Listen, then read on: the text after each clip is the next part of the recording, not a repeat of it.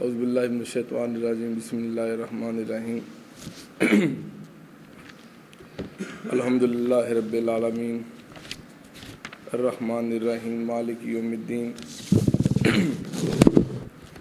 ایاک نعبد و ایاک نستعین اہدنا الصراط المستقیم صراط الذین انعمت علیہم غیر المغضوب علیہم ولا الضالین۔ دوستو،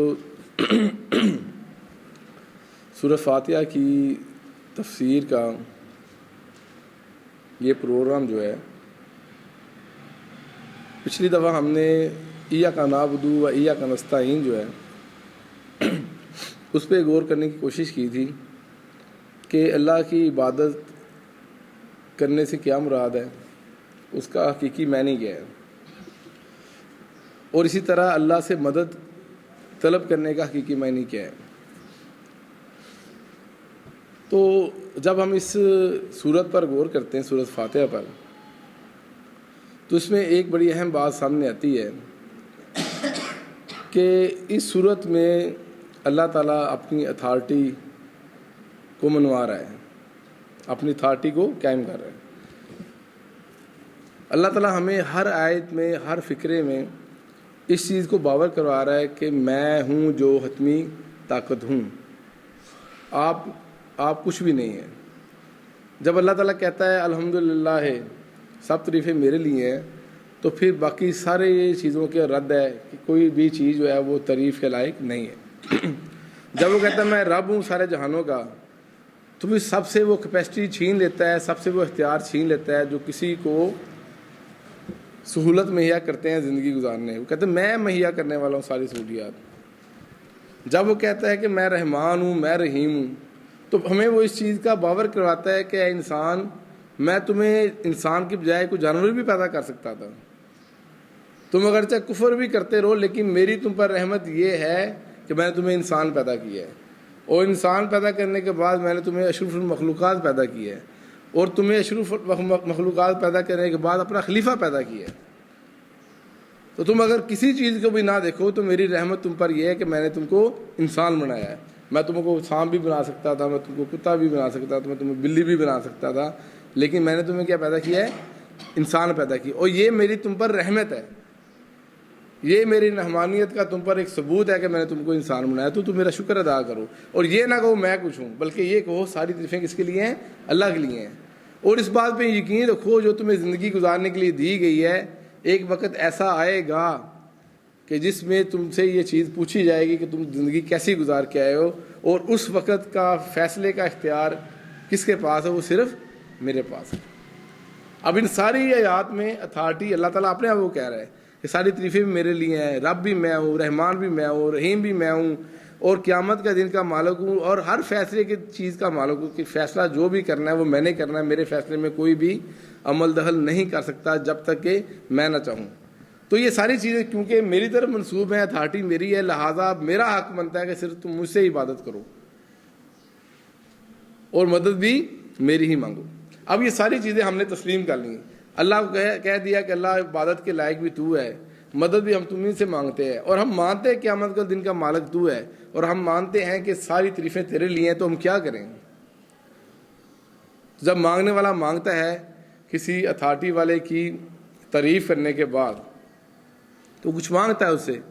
یہ دنیا کا اصول ہے کہ جب آپ کسی سے کچھ مانگتے ہیں تو پہلے اس کی کچھ صفات بیان کرتے ہیں۔ تو اللہ نے ہمیں طریقہ سکھایا ہے کہ جب مجھ سے مانگ رہے ہو تو میرا پروٹوکول یہ ہے کہ پہلے میری اتھارٹی کو تسلیم کرو، پہلے یہ مانو کہ میں ساری تعریفوں کا لائق ہوں، تم کسی کی لائق نہیں ہو۔ پہلے یہ مانو کہ فیصلے کا اختیار میرے پاس ہے، پہلے تم مانو کہ سجدہ صرف مجھ کو ہے، اطاعت صرف میری ہے، فرمان برداری صرف میری ہے، اور مدد صرف میری ہے۔ پھر اس کے بعد تم نے جو مانگنا ہے وہ یہ مانگنا ہے اہدنا الصراط المستقیم، کہ اللہ ساری چیزیں میں نے تسلیم کر لی ہیں، اب میری تم سے درخواست یہ ہے کہ مجھے وہ رستہ دکھا جو ایک صحیح رستہ ہے، جو سیدھا رستہ ہے، جو ہدایت کا رستہ ہے، مجھے اس کی طرف وہ اس کا رستہ دکھا۔ تو اب جب ہم اس پہ غور کرتے ہیں کہ جو اللہ تعالیٰ نے یہاں پہ الفاظ استعمال کیے اہدنا، اس کا مطلب ہے ہمیں رستہ دکھا، ہمیں رستہ دکھا۔ جب میں یہ دعا مانگ رہا ہوں اپنی انفرادی حیثیت میں، تو غور کرنے کی بات یہ ہے کہ مجھے یہ کہنا چاہیے مجھے رستہ دکھا۔ تو یہاں پہ جمع کا صیغہ استعمال کیا ہے، اہدنا، ہمیں رستہ دکھا۔ تو یہاں پہ کیا حکمت ہے کہ جمع کا صیغہ یہاں پہ کیوں استعمال کیا گیا؟ یہ کیوں نہیں کہا گیا کہ مجھے رستہ دکھا؟ تو اس کو پہلے پورے مختلف پہلو سے دیکھیں گے اہدنا کو، یہاں پہ اہدانی کی بجائے اہدنا کیوں استعمال کیا گیا۔ جب میں اللہ سے دعا کرتا ہوں کہ اہدنا الصراط المستقیم، اے اللہ ہمیں رستہ دکھا، اس کا مطلب ہے یا اللہ سارے تیرے ہی محتاج ہیں، کوئی بھی تیرے علاوہ رستہ دکھانے والا نہیں، کوئی بھی تیرے علاوہ ہدایت دینے والا نہیں ہے۔ میں یہ بات تسلیم کر رہا ہوں اس لفظ کے اندر کہ اللہ ہم سب کو رستہ دکھا، یعنی میں بھی اور میرے علاوہ جتنی بھی مخلوق ہے وہ ساری تمہاری طرف دیکھ رہی ہے، کوئی بھی رستہ دکھانے والا نہیں ہے، سب اندھیرے میں جب تک تو روشنی میں نہ لے کے آئے۔ تو یہ دینا تو ہم سب کو رستہ دکھا، ہم سارے تیرے محتاج، جس طرح ساری تعریفیں تیرے لیے ہیں، ساری باتیں تیرے لیے ہیں، ساری مدد تیری طرف سے ہے، تو ساری ہدایت بھی جو بھی ہدایت چاہتا ہے اس کو ہدایت کس کی طرف سے ہے؟ اللہ کی طرف سے۔ کوئی بھی ہدایت دینے والا نہیں اگر اللہ نہ چاہے، اور جس کو اللہ تعالیٰ اس ہدایت سے محروم رکھتا ہے اس کے لیے اللہ تعالیٰ نے یہ فرمایا ہے سمن بکمن امیوم فہم لا یرجعون، چاہے اس کی آنکھیں ہیں، چاہے اس کے کان ہیں، چاہے اس کی زبان ہے، تو اس کے لیے حکم کیا ہے؟ وہ بہرا بھی ہے، وہ گونگا بھی ہے، وہ اندھا بھی ہے، اور وہ واپس آنے والا نہیں ہے، وہ لوٹ کر آنے والا نہیں ہے، وہ رجوع کرنے والا نہیں ہے، یعنی وہ رستے سے بھٹک گیا ہے۔ جو صراط مستقیم کا رستہ ہے، جو اللہ تعالیٰ نے رجوع کرنے کا لفظ یہاں پہ استعمال کیا ہے، اس کا مطلب ہے کہ وہ رستے سے بھٹک گیا ہے، وہ واپس اس رستے کی طرف آنے والا نہیں ہے۔ تو یہ سمجھے کہ اس آیت کی تشریح اللہ تعالیٰ نے آگے جا کے فرمائی ہے کہ جس کو اللہ تعالیٰ ہدایت سے محروم کرتا ہے وہ کیا ہے؟ بہرا ہے، گونگا ہے، اندھا ہے، اور وہ دوبارہ اس طرف آنے والا نہیں ہے، اس رستے پہ گمراہ ہو گیا وہ۔ دوسرا اہدنا لفظ جو ہے وہ استعمال کرنے کا ممکنہ طور پر، دیکھیں انسان قیاس کرتا ہے، ہم سوچتے ہیں کہ یہ ہو سکتا ہے، یہ ہو سکتا ہے، ممکنہ طور پر اللہ کی حکمت یہ بھی ہو سکتی ہے کہ جب ہم کہیں گے اہدنا یا اللہ ہم سب کو ہدایت عطا فرما، تو اس کا مطلب میں خود غرض نہیں ہوں، میں خود غرض نہیں ہوں، میں مطلبی نہیں ہوں کہ میں اپنے لیے صرف ہدایت مانگ رہا ہوں، بلکہ یہ میری سوچ ہونی چاہیے کہ جب میں بلائی مانگوں تو میں سب کے لیے بلائی مانگوں، جب میں اچھی چیز مانگوں تو سب کے لیے دعا مانگوں، جب میں کہوں یا اللہ رزق میں برکت عطا فرما تو میں کہوں یا اللہ سب کے رزق میں برکت عطا فرما۔ تو یہ اللہ تعالیٰ ہمیں تعلیم یہ دے رہا ہے کہ جب آپ نے دعا مانگنی ہے تو کوشش کریں دعا ایسے مانگے کہ آپ سب کے لیے دعا مانگیں، اجتماعی دعا مانگیں۔ بات سمجھ میں آئے گی نا؟ تیسرا ممکنہ پہلو یہ ہو سکتا ہے اس میں کہ ایک دعا جو اجتماعی دعا ہوتی ہے اس کے قبول ہونے کے امکانات زیادہ ہیں، یعنی میں اکیلا دعا مانگ رہا ہوں اور آپ سارے مل کے دعا مانگ رہے ہیں، ہو سکتا ہے کہ کسی کے صدقے، کسی کے واسطے سے، کسی کے وسیلے سے اللہ تعالیٰ کہے کہ آپ کی دعا بھی قبول ہے۔ تو جب ہم کہیں گے یا اللہ سب کو ہدایت عطا فرما، تو ہم سب کی باجماعت دعا جب کر رہے ہیں، ہو سکتا ہے اللہ تعالیٰ کسی ایک کو ہدایت دینا چاہیے اپنی مخلوق میں سے، تو اس کے ساتھ ساتھ مجھے بھی ہدایت مل جائے۔ اب اگلا لفظ جو جہاں پر استعمال کیا اللہ تعالیٰ نے، صراط، صراط کا لفظی مطلب ہم کرتے ہیں رستہ، اس کو دوسرے لفظوں میں طریقہ بھی کہہ سکتے ہیں۔ اس کے سلسلے میں اس بات پر غور رکھیں کہ جب بھی کوئی رستہ ہوتا ہے تو اس کی ایک منزل بھی ہونی چاہیے۔ ہماری منزل کیا ہونی چاہیے؟ اصل بات منزل کی تلاش ہے۔ رستہ تو ہمیں پتہ چل گیا کہ یہ رستہ ہے، تو اگر ہم منزل سے غافل ہیں تو رستہ جو ہے وہ بے سود ہے۔ منزل کیا ہے؟ اللہ کی رضا کا حصول۔ اللہ کی محبت کا حصول، اللہ کی خوشنودی کا حصول. تو اس کے علاوہ جتنے بھی رستے ہیں، جتنے بھی چیزیں ہیں جو اللہ کے علاوہ کسی اور طرف لے کے جا رہی ہیں، تو وہ صراط مستقیم نہیں ہے. صراط مستقیم وہ رستہ ہے جو انسان کو اللہ سے ملاتا ہے. تو اگر کوئی رستہ ایسا ہے جو انسان کو اللہ سے نہیں ملاتا، تو نبی کریم صلی اللہ علیہ وسلم کی حدیث مبارک سنن ابی ماجہ کی حدیث نمبر 11 جو ہے کہ آپ صلی اللہ علیہ وسلم زمین پر تشریف فرمائے اور ہاتھ میں لکڑی کا ایک ٹکڑا پکڑا ہوا ہے اور آپ نے ایک سیدھی لائن کھینچی ہے. وہ سیدھی لائن کھینچ کے آپ صلی اللہ علیہ وسلم نے کچھ لائنیں دائیں طرف کھینچی ہیں، کچھ لائنیں بائیں طرف کھینچی ہیں، اور آپ نے اس سیدھی لائن سے فرمایا کہ یہ ھذا صراط المستقیم، یہ راستہ سیدھا ہے، اور یہ راستے جو تمہیں ارد گرد نظر آ رہے ہیں یہ راستہ ٹیڑھے ہیں. تو فلاح کا راستہ کون سا ہے؟ یہ سیدھا. تو جب ہم صراط المستقیم کہتے ہیں تو تھوڑا سا آگے جائیں قیامت والے دن، وہاں پہ بھی ایک صراط ہے، اسے ہم پل صراط کہتے ہیں. تو پل صراط کے بارے میں روایات ہیں کہ بال سے زیادہ بریک ہے، تلوار سے زیادہ تیز ہے، جو ایمان والے وہ بجلی کی تیزی سے اس کے اوپر سے گزریں گے. تو یہ صراط مستقیم بھی دنیا میں پل صراط ہی ہے. اگر آپ دائیں ہوں گے، بائیں ہوں گے، ادھر ادھر ہوں گے، تو آپ کہاں پہ جائیں گے؟ جہنم میں جائیں گے. تو ہم کہہ سکتے ہیں کہ استعارہ ایک ہے وہ پل صراط کا، لیکن عملی طور پر جو ہمارے پریکٹیکل میں یہاں پہ دنیا میں ہمارے پاس پل صراط ہے وہ کیا ہے؟ صراط مستقیم ہے. تو اس میں ایک اور حدیث آپ دیکھیں گے کہ صراط مستقیم کیا ہے، کہ یہ دو دیواروں کے درمیان ایک راستہ ہے. دو دیواروں کے درمیان میں ایک راستہ ہے. اس راستے کے دونوں طرف جو ہے وہ دیواروں میں دروازے ہیں، اور وہ دروازے ان کے آگے پردے پڑے ہوئے ہیں، اور وہاں پر پکارنے والا پکار رہا ہے، وہ گزرنے والا راستے سے گزر رہا ہے.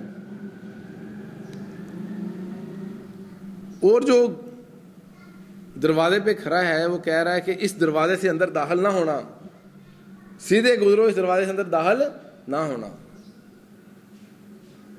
تو اللہ کے رسول نے فرمایا کہ وہ جو راستہ ہے وہ صراط مستقیم ہے، اور جو دیواریں ہیں وہ کیا ہے؟ اللہ کی حدیں ہیں. اور ان اللہ کی حدوں میں جو دروازے آپ کو نظر آ رہے ہیں وہ کیا ہے؟ گناہ کے راستے ہیں. اور وہاں پہ وائز کرنے والا کون ہے؟ آپ کے اندر جو اللہ تعالیٰ نے ایک ضمیر نام کی چیز رکھی ہے، کہ جب آپ اس دروازے سے رستے سے گمراہ ہو کر اس دروازے سے نکلنے لگتے ہیں تو وہ آپ کا ضمیر آپ کو کہتا ہے کہ اس طرف نہ ہو. تو سارا کنکلوژن جو ہے اللہ تعالیٰ نے اللہ کے رسول نے اپنی اس حدیث میں نکال دیا. اس کو ہم حدیث قدسی کہتے ہیں کہ بیان نبی کی صلی اللہ علیہ وسلم کی زبان سے ہوا ہے، لیکن مثال کون دے رہا ہے؟ کہ اللہ تعالیٰ جو ہے جس کے لیے چاہتا ہے اپنے اسلام کا سینہ اس کے لیے کھول دیتا ہے. یہاں پہ لفظ جو استعمال کیا ہے یشرح صدرہ للاسلام، یشرح صدرہ للاسلام، اللہ تعالیٰ جس کے لیے چاہتا ہے اس کا سینہ اسلام کے لیے کھول دیتا ہے. یہ سارے معاملات یہاں پہ اللہ تعالیٰ ذکر کر رہا ہے کہ صراط مستقیم کیا ہے، کہ تم نے یتیموں کا مال نہیں کھانا، تم نے میزان کو نہیں اس میں گڑبڑ نہیں کرنی، تم نے جو ہے کسی کو جب تمہیں کہا جائے تم انصاف کرو تو تم کیا کرو؟ انصاف کے ساتھ اس کا انصاف کرو، جب وعدہ کرو اس کو پورا کرو. تو یہ صراط آگے اللہ تعالیٰ کی آیت میں کہہ رہا ہے وَأَنَّ هَذَا صِرَاطِي مُسْتَقِيمًا، اور یہ جو ہے وہ کیا ہے؟ سیدھا راستہ فَاتَّبِعُوهُ، پس تم اس کی پیروی کرو.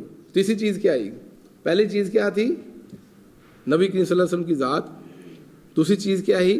اسلام. اور تیسری چیز کیا ہے کہ تم نے ان چیزوں کا خیال رکھنا ہے زندگی میں، اپنے نبی کی اتباع کرتے ہوئے، اسلام کی اتباع کرتے ہوئے، کہ تم نے کسی یتیم کا مال نہیں کھانا. تم نے جب تولنا ہے تو پورا تولنا ہے، اور جب تمہیں کہا جائے کہ انصاف کرو تو چاہے تمہارا قریبی بھی ہو تو تم نے بات کیا کرنی ہے؟ حق کی بات کرنی ہے، ڈنڈی نہیں مارنی. تو یہ کیا ہے؟ صراط مستقیم ہے. تو جب ہم اللہ سے دعا کرتے ہیں اللہ ہمیں سیدھا رستہ دکھا، تو پھر ہم دعا کیا کر رہے ہیں اصل میں اللہ سے کہ اللہ ہمیں اپنے نبی کا رستہ دکھا، اے اللہ ہمیں اسلام کی سمجھ عطا فرما، اور اے اللہ ہمیں ان معاملات میں حق ادا کرنے کی توفیق عطا فرما کہ جب ہم مال یتیم کے مال پر ہم ذمہ دار ہوں تو ہم یتیم کے مال کو غضب نہ کریں. اللہ تعالیٰ اتنا خیال کر رہا ہے یتیم کا. اور جب ہم تولنے لگیں تو اس کو پورا تولیں، اور جب ہم فیصلہ کرنے لگیں تو فیصلہ کس کے ساتھ کریں؟ انصاف کے ساتھ کریں. چاہے میرا بھائی ہے ادھر، چاہے میرا باپ ہے، چاہے میرا کوئی بھی قریبی رشتے دار ہے، چاہے دوست ہے، تو میں نے بات یہ کرنی ہے، حق کی بات کرنی ہے. اور جو آخری سورۃ یونس ہے اس کی آیت نمبر 24 اور 25 میں اللہ تعالیٰ صراط مستقیم کس کو قرار دے رہے ہیں؟ اس میں اللہ تعالیٰ ایک بڑی ہی خوبصورت مثال سے، جو دنیا کی مثال اللہ تعالیٰ دے رہے ہیں کہ دنیا کی مثال اس طرح ہے کہ کسی نے اپنی کھیتی کو بویا ہے، آسمان سے پانی برسا ہے، کھیتی اس کی ہری بھری ہو گئی ہے، وہاں سے اس نے خود بھی استعمال کیا ہے، اس کے جانوروں نے بھی استعمال کیا ہے، اور وہ انسان سمجھتا ہے یہ میری ذاتی ملکیت ہے اور یہ میری کوشش سے ہے. اور اللہ تعالیٰ کی طرف سے حکم آتا ہے، عذاب آتا ہے دن کے وقت یا رات کے وقت، اور اس کی جتنی کھیتی ہوتی ہے، جتنی اس کی ہریالی ہوتی ہے، ساری کو ملیا میٹ کر دیتا ہے. تو اللہ تعالیٰ کہتا ہے یہ دنیا کی مثال ہے جو تم کما رہے ہو. اور اللہ کے پاس ہے، اور اللہ کس کی طرف بلاتا ہے؟ واللہ یدعو الی دار السلام ہے. اللہ تمہیں بلا رہا ہے سلامتی کے گھر کی طرف، وہ سلامتی کے گھر کے وَیَہْدِی مَن یشاء الی صراط المستقیم. اللہ کہہ رہا ہے کہ دنیا کا تم جو مال اکٹھا کرتے ہو، اس پہ اپنی محنت کرتے ہو اور یہ سمجھتے ہو یہ میرا ہے، یہ کیا؟ یہ فانی ہے، یہ فنا ہے. اور اللہ تمہیں کس کی طرف بلا رہا ہے؟ جو سلامتی کا ہے، جو ہمیشہ رہنے والا ہے، اور وہ کیا ہے؟ صراط مستقیم. اب 4 رستے جو اللہ تعالیٰ نے قرآن پاک میں مسلم آیتوں میں بتائے ہیں کہ صراط مستقیم کیا ہے. پہلا رستہ نبی کریم صلی اللہ علیہ وسلم کی ذات، آپ نے اس کو فالو کرنا ہے. دوسرا کیا ہے؟ دین اسلام، آپ نے اس کو فالو کرنا ہے. تیسرا یہ ہے کہ اپنے معاملات کو ٹھیک رکھنا ہے، یتیموں کا مال نہیں کھانا، صحیح تولنا ہے، غلط بات نہیں کرنی ہے، فیصلہ کرنا حق کے ساتھ کرنا. تو یہ صراط مستقیم ہے. اور چوتھا کیا ہے؟ اس بات پہ یقین رکھنا ہے کہ جو دنیا کا مال تمہیں دیا گیا ہے یہ ایک آزمائش ہے. تم یہ نہ سمجھو کہ میرے لیے ہے. اللہ جو تمہیں بلا رہا ہے اس طرح بلا رہا ہے جو ہمیشہ رہنے والا ہے، جو سلامتی والا ہے. اور وہ کس طرح تمہیں ملے گا؟ صراط مستقیم سے. جو سلامتی کا رستہ ہے، جو بقا کا رستہ ہے، وہ کیا ہے؟ صراط مستقیم. اور اصل میں ہم دیکھیں تو یہ چاروں رستے جو ہیں، چاروں تشریحات جو ہیں، اس کو ہم دیکھیں گے تو وہ کیا ہے؟ قرآن کریم. ہمیں رسول کی اتباع کہاں سے ملے گی؟ قرآن اور سنت سے. ہمیں اسلام کہاں سے ملے گا؟ قرآن اور سنت سے. ہمیں صحیح اور غلط کی تمیز کہاں سے ملے گی؟ قرآن اور سنت سے. ہمیں سلامتی کا رستہ کہاں سے ملے گا؟ قرآن اور سنت سے. تو اگر آپ کو صراط مستقیم چاہیے تو حاصل کلام یہ ہے کہ جب ہم دعا کرتے ہیں کہ اللہ ہمیں سیدھا رستہ دکھا، تو آپ نے سیدھا رستہ تلاش کرنا کہاں سے؟ قرآن اور سنت سے. اگر ہم قرآن اور سنت کے علاوہ دیگر ذرائع پر بھروسہ کریں گے اور وہ ذرائع اگر قرآن اور سنت کے خلاف ہیں تو آپ بھٹک جائیں گے صراط مستقیم سے. تو جب ہم کہتے ہیں اہدنا الصراط المستقیم، اے اللہ ہم سب کو سیدھا رستہ دکھا، تو پھر ہمیں اس بات کو اپنے ذہن میں رکھنا چاہیے کہ ہم صراط مستقیم جو اللہ تعالیٰ نے ہمیں 4 تشریحات اس کی بتائی ہیں کہ صراط مستقیم دیکھنا ہے تو نبی کریم صلی اللہ علیہ وسلم کی زندگی مبارک دیکھو، صراط مستقیم دیکھنا ہے تو اسلام کی تعلیمات دیکھو، صراط مستقیم دیکھنا تو اللہ کی ہدایات دیکھو کہ آپ نے مال نہیں کھانا غریب کا، آپ جتنی مرضی نمازیں پڑھتے رہیں لیکن اگر یتیم کا مال کھا رہے ہیں تو آپ صراط مستقیم پر نہیں ہیں. آپ جتنی مرضی عبادت کرتے رہیں لیکن اگر آپ تولنے میں ڈنڈی مار رہے ہیں اور کم تول رہے ہیں اور ناقص چیز دے رہے ہیں صحیح چیز دکھا کر تو آپ صراط مستقیم پر نہیں ہیں. اور اگر آپ جتنی مرضی عبادت کرتے رہیں، جب آپ فیصلہ کر رہے ہیں تو آپ یہ دیکھ رہے ہیں کہ میری محبت کس کے ساتھ ہے، میرا تعلق کس کے ساتھ ہے، پھر آپ صراط مستقیم پر نہیں ہیں۔ تو اگر آپ جتنی مرضی نمازیں پڑھتے رہیں اور دنیا اکٹھی کر رہے ہیں، اس بات پہ یقین رکھ رہے ہیں کہ یہ ہمیشہ رہنے والی ہے، تو آپ صراط مستقیم نہیں ہیں، بلکہ اللہ تعالیٰ تمہیں بلا رہا ہے دارالسلام کی طرف۔ وہ دارالسلام کیا ہے؟ صراط مستقیم۔ اللہ تعالیٰ سے دعا ہے کہ اللہ تعالیٰ ہمیں اہدنا الصراط المستقیم کا اصل مفہوم، جس کو اللہ تعالیٰ نے اپنے قرآن پاک میں بیان کیا ہے، جس کو نبی کریم صلی اللہ علیہ وسلم نے زندگی میں بیان کیا ہے، اس پر عمل پیرا ہونے کی توفیق عطا فرمائے۔